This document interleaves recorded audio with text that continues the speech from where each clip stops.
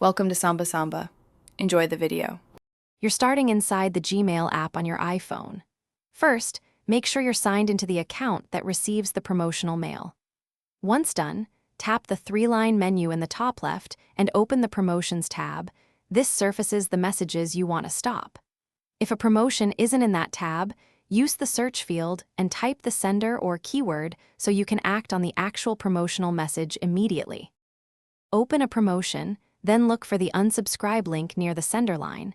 Tap it and confirm because that tells the sender to stop.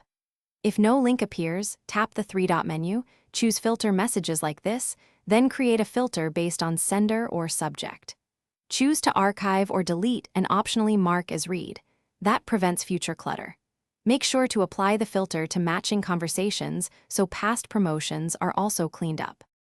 If unsubscribing doesn't work, open the message, tap the three-dot menu and choose Block or Report Spam. Blocking prevents that sender from reaching you.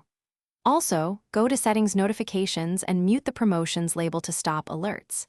If messages persist, check your filters and blocked addresses in Gmail web settings, verify the filter criteria, and ensure iPhone sync is on. If a sender reappears.